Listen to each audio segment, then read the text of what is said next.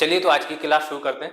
आज का हमारा टॉपिक रहेगा वही पिछले जो टॉपिक हमने किए थे अलाउद्दीन खिलजी के बारे में, उसके अगला टॉपिक उठा लेते हैं। अलाउद्दीन खिलजी के भू-राजस्व सुधार आप लोग पढ़ चुके हैं। अलाउद्दीन खिलजी का जो साम्राज्य विस्तार है वो नीतियां, लेकिन सबसे इंपॉर्टेंट टॉपिक जो आता है अलाउद्दीन खिलजी की बाजार नियंत्रण की नीति। तो अलाउद्दीन खिलजी की बाजार नियंत्रण की नीति।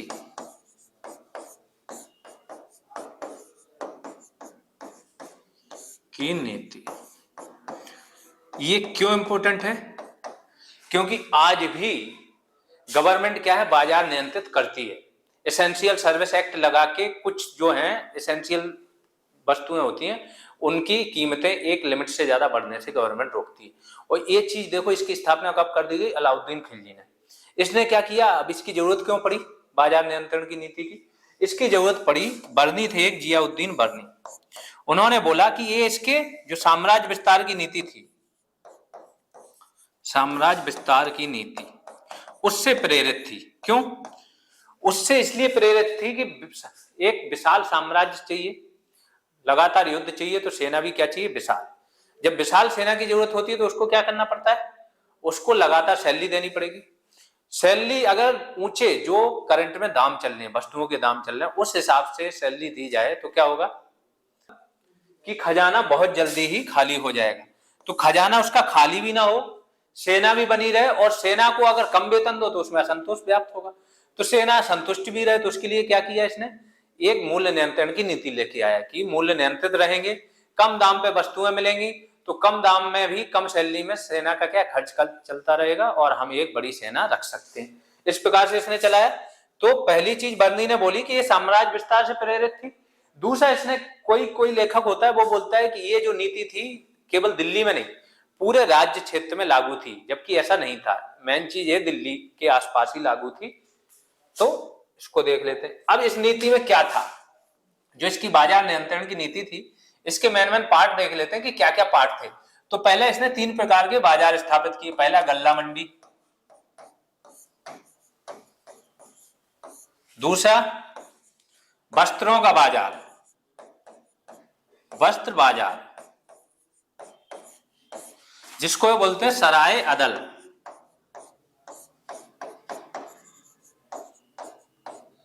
तीसरा पशु दास तथा अन्य वस्तुओं का बाजार।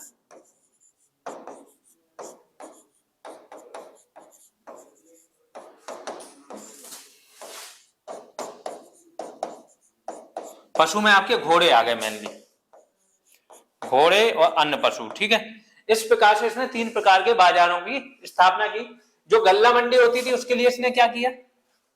गल्ला मंडी के लिए इसने सारी वस्तुएं बोल दी कि मंडी में आके ही बिकेंगी, मंडी में बेचना पड़ेगा, इधर उधर आप बेच नहीं सकते हो। उसकी एक लिमिट तय कर दी कि कोई व्यक्ति इससे ज्यादा खरीद नहीं सकता है। इसके अलावा इसने क्या किया कि कीमतें भी तय कर दी कि कीमतें उसकी ये रहेंगी। प्लस दो आब एक क्षेत्र था जो 2 नदियों के बीच का क्षेत्र होता है, बहुत उपजाऊ होता है। 2 आब में इसने कर लगाया, किसके रूप में? गल्ला के रूप में। अनाज के रूप में आपको क्या करना पड़ेगा कि अनाज के रूप में कर देना पड़ेगा।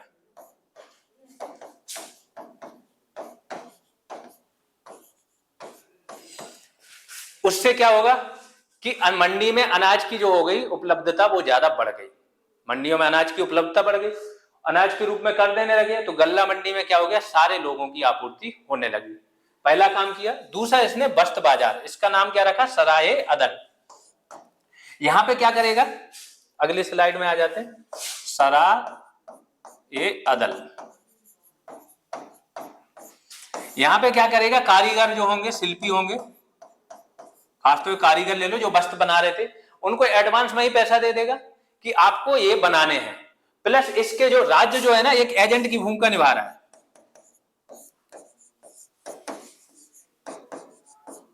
एजेंट की भूमिका में क्या होगा कि एडवांस में कारीगरों को पैसा दे दिया, आप ये बना के बाजार में इस कीमत से ऊपर नहीं बेच सकते हो। इस बाजार में 10 टंका से लेके 10,000 टंके तक की वस्तुएं क्या थी?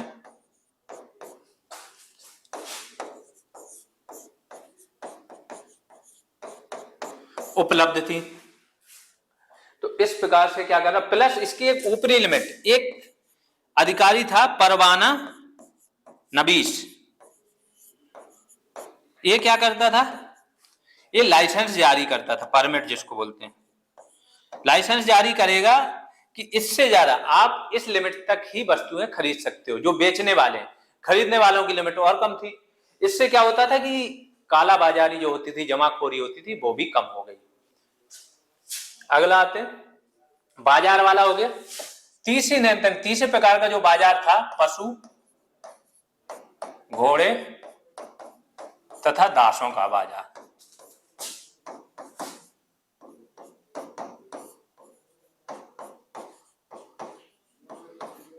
इस बाजार में घोड़े और दास प्लस अन्य पशु बेचे जाते थे। इनकी भी कीमत एक फिक्स कर दी थी। आगे देखोगे साम्राज्य विस्तार के लिए दाग तथा हुलिया प्रथा का भी वो करेगा कि जो सैनिक रहेंगे उनके लिए हुलिया देखा जाएगा, घोड़ों को दाग दिया जाएगा, तो उनकी पहचान बनी रहेगी कि सेम घोड़ा बार बार तो नहीं बेचा जा रहा है और जो राज्य है उसको लूटा तो नहीं जा रहा है। तो इस प्रकार से इसने क्या किया, 3 प्रकार के वो मार्केट बनाए। तीनों प्रकार के मार्केट में, गल्ला मंडी में गल्ला मिल रहा है आपका, सराय अदल जो वस्त्र मार्केट है, वस्त्र प्लस अन्य वस्तुएं मिल रही उससे रिलेटेड, और तीसरा हो गया पशु, घोड़े तथा दासों का बाजार। इसमें पशुओं, घोड़े और दासों का। फिर ये एक अधिकारी नियुक्त करेगा, पहले तो एक विभाग बनाएगा, दीवान ये रियासत। दीवान रियासत जो रहेगी आपकी, ये बाजार नियंत्रण का विभाग रहेगा। बाजार नियंत्रण हेतु ये इसने विभाग बनाया। दीवान रियासत का मलिक याकूत, मलिक याकूत नामक व्यक्ति को, मीन्स पद का नाम है मलिक याकूत, इसको क्या बनाएगा, इसका हेड, इस विभाग का प्रमुख कौन रहेगा, मलिक याकूत। ये पद का नाम है, किसी व्यक्ति विशेष का नाम नहीं। और एक जो गल्ला मंडी आपकी रहेगी, गल्ला मंडी, इसकी देखरेख के लिए एक अधिकारी नियुक्त करेगा मलिक काबुल। बाकी मैंने बोला जमाखोरी रोकने के लिए, कालाबाजारी रोकने के लिए इसने ऑलरेडी बरीद जो गुप्तचर होते थे और मुहियान ये पर्सनल गुप्तचर होते थे, जिसको बोलते हैं व्यक्तिगत गुप्तचर।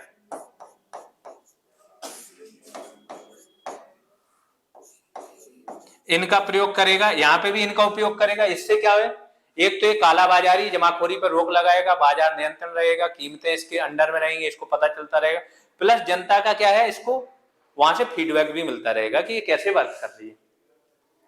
ये हो गई इसकी बाजार नियंत्रण की सारी नीतियां। अब देखते हैं इसका प्रभाव क्या पड़ा। इसका प्रभाव पहला शासन पे या राज्य पे जिसको बोलते हैं, बहुत ही सकारात्मक पड़ेगा। क्या क्या होगा, आय में वृद्धि होगी,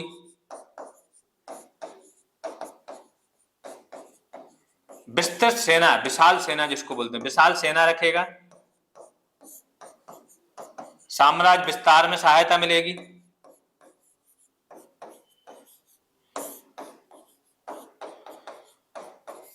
और राजकोष जो है वो तो समृद्ध हो रहा है, कम होने की जगह समृद्ध हो रहा है, जबकि सेना बढ़ रही है।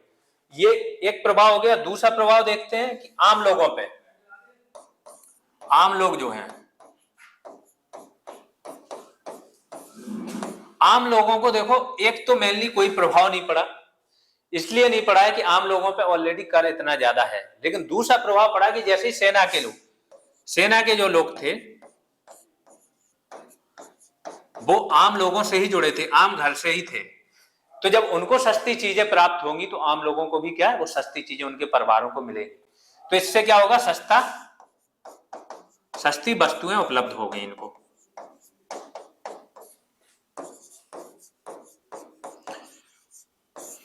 अब आते हैं कारीगरों पे। कारीगरों पे क्या हुआ, इन पे बहुत ही विपरीत प्रभाव पड़ा, क्योंकि वस्तुओं के रेट फिक्स कर दिए गए, उससे ज्यादा ये बेच नहीं सकते हैं। तो ये क्या करेंगे, कम कीमतों पर काम करने पे मजबूर रहेंगे। पर कार्य करने हेतु मजबूर।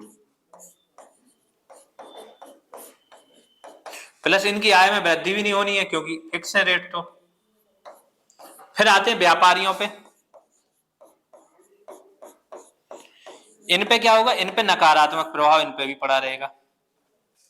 ये भी क्या होंगे, व्यापार तो कर रहे हैं लेकिन ज्यादा से ज्यादा मुनाफा नहीं कमा पाएंगे, तो इन पे भी क्या होगा, नकारात्मक प्रभाव पड़ेगा।